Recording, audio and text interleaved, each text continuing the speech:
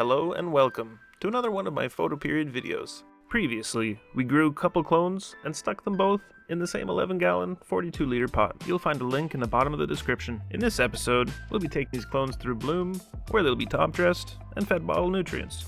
These are the final clones that are going to be taken from my mother plants. I've got some big plans for this coming outdoor season. I'm very excited to start using coco coir again as an alternative hydroponic growing medium. And a big thank you to Spiderfarmer for sponsoring this video and making it possible. Previously, we watered with 8 liters of dechlorinated tap water. 3 days later, their soil is dry. The fresh growth is looking quite healthy, but the stems are a little bit red. I think that I should have root pruned a little bit more during the transplant, and we'll sort out this little bald spot here with some training soon enough. I think that I should have root pruned a little bit more during the transplant, or I needed to be watering the root balls with nutrient water so that more than just the outside edges of the root ball would have a good supply of nutrients available to them. But today I just watered her with 8 liters of dechlorinated tap water.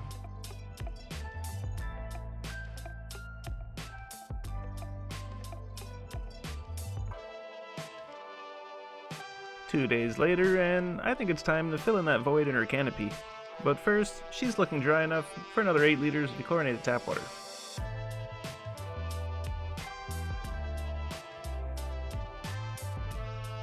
Using some twisty garden wire, I secure down a couple of the largest branches to some other branches down below.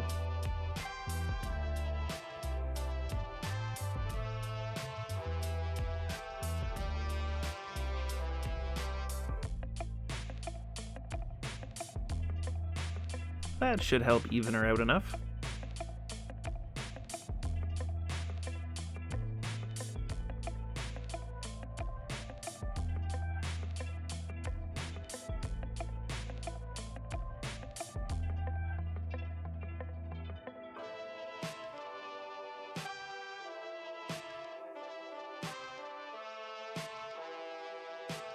I really should be watering this plant around every 2 to 3 days rather than every 4 days. She's getting just a little bit too dry. We're around the end of week 2 of bloom, so it's time to top dress with 200 ml of glacial rock dust and 100 ml of the power bloom. The stakes were kind of getting in the way for spreading around the top dressing, and the branches seem to be holding their position relatively well, so we'll see how they do.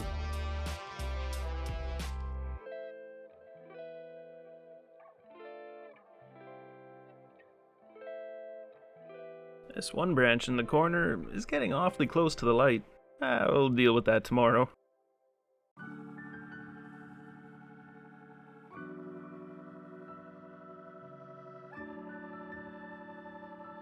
Two days later, and she's looking pretty happy overall. But this branch could have used saving yesterday. She's gotten a little bit too close to the light and is suffering a little bit of heat damage.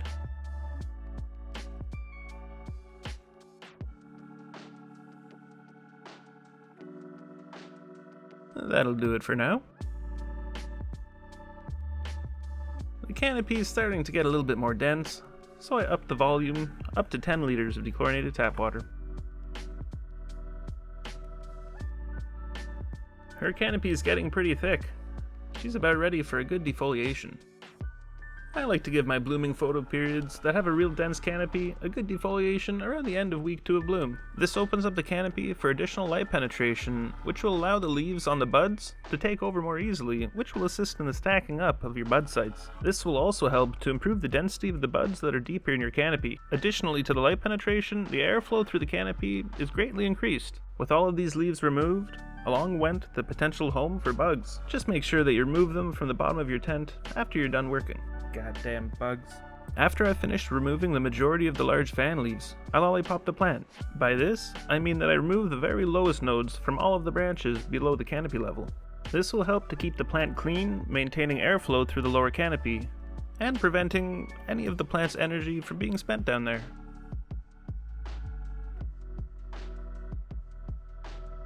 The stretch appears to be slowing down just a little bit, and the bud sites are definitely bulking up. The soil is thirsty again for her 10 liters of dechlorinated tap water.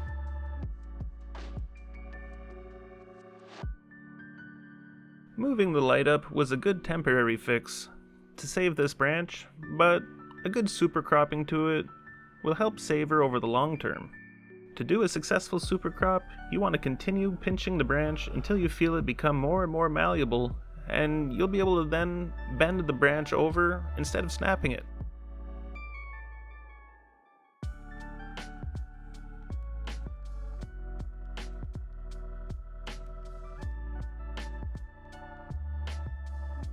A 90-degree bend like this is perfect and much more easy to be recovered from comparatively to shearing right in half from snapping.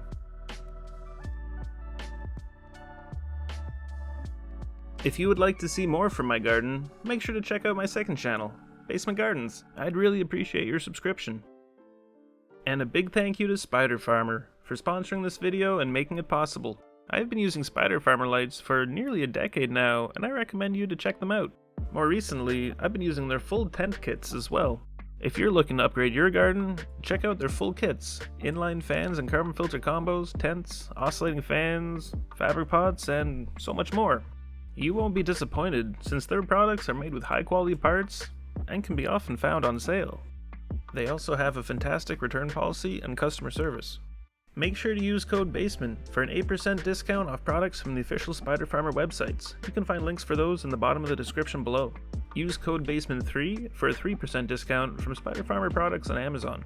A big thank you to Spiderfarmer for sponsoring this video. Only 4 days later, and it's nice to see these bud sites are really bulking up. Today should be watered with another roughly 10 liters of dechlorinated tap water that I siphon over using a siphon pump and a hose extension.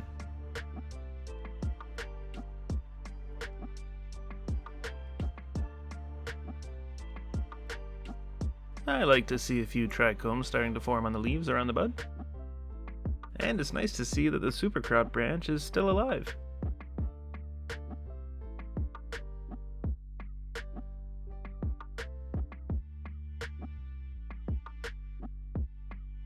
Three days later, and the bud's progression is looking quite nice.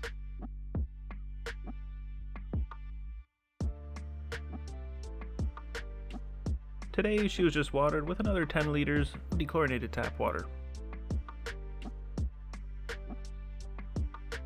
I think 10 liters is a pretty good amount because it's not causing any runoff yet. The pot feels quite heavy and fully saturated.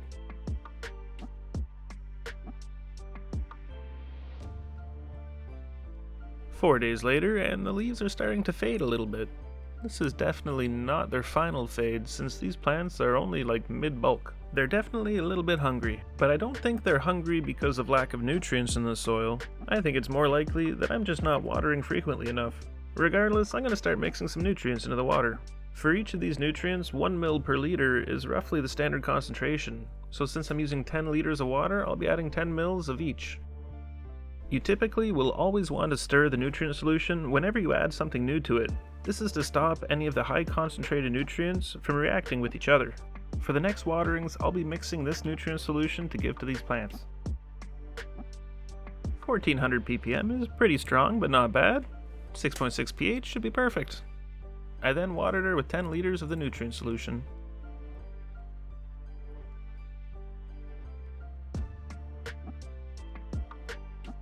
Two days later, the soil was getting pretty dry, so I watered her with another 10 liters of the nutrient solution.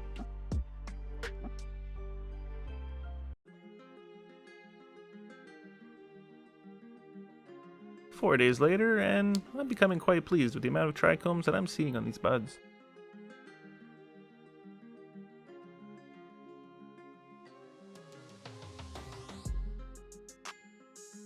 Pretty much all of the hairs are still white, so the bulking continues. The soil was dry, so today she got her 10 liters of the nutrient solution.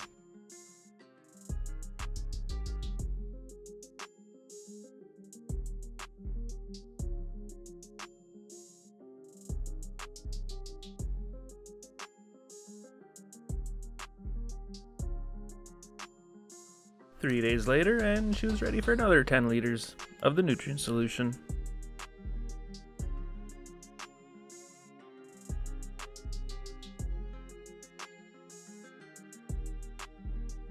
days later, and these branches are really starting to put on some weight.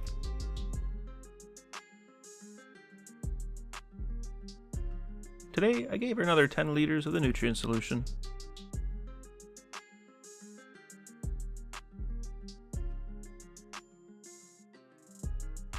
Four days later, and, well, I get the sudden urge to start playing around with some scrog nets. Having a horizontal net to give structure to the canopy could be quite useful, but that'll be for a later project. Today, I gave her 10 liters of the nutrient solution, and then I used some of the twisty garden wire to tie up a bunch of the branches towards the light. Well, that's a little better. They're doing well despite their non-optimal circumstances. The canopy definitely has a lot of open room. This space could have bud growing in it, which is a loss of efficiency. But I wasn't really growing these plants with the entire garden's efficiency in mind. You're gonna have to stay tuned for that one, and I don't think I'm gonna have to make you wait much longer either. These buds are just about done bulking, and I can see a lot of their hairs are starting to turn amber. You should always be on high alert whenever you see anything white in your garden. Thankfully, this is just a burnt leaf and is not mold or mildew. I'm never too worried about these burnt or dying leaves in my garden causing mold or mildew issues because my airflow and air circulation is quite high and my humidity is pretty low. The soil was dry today, so I watered again with another 10 liters of the nutrient solution.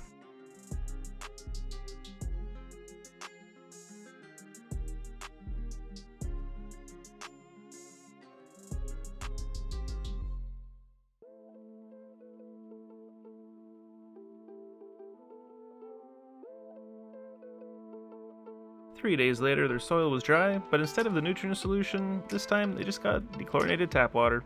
These plants are getting close to harvest, so I'm just going to let them finish out on what they have in their soil.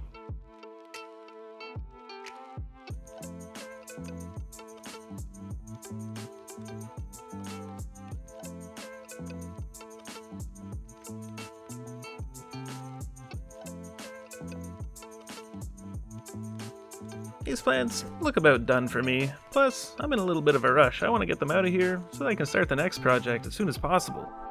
Today I water them with their final 10 liters of dechlorinated tap water.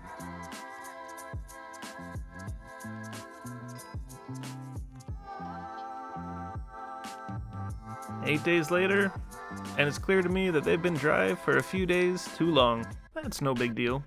It would be best if I hang them up in a dark location as soon as possible before they start to degrade under the light.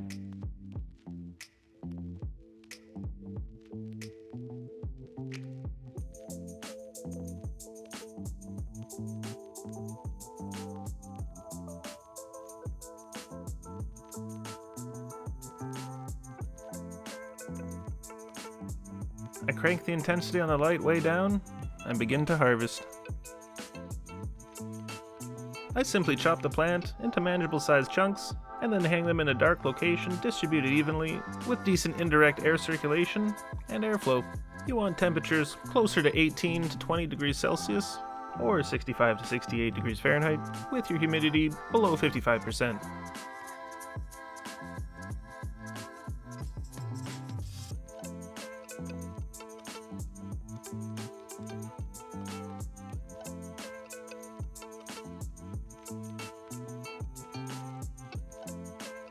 The light is on underneath these hanging plants, just for demonstration purposes.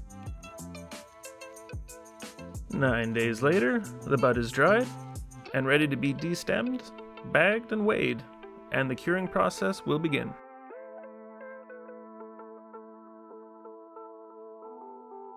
I've recently been enjoying doing a dry trim on my buds. I've been finding the dry bud very convenient to trim, where you just take it with your gloves and rub your fingers in the opposite direction across the grain, and the leaves just fall right off.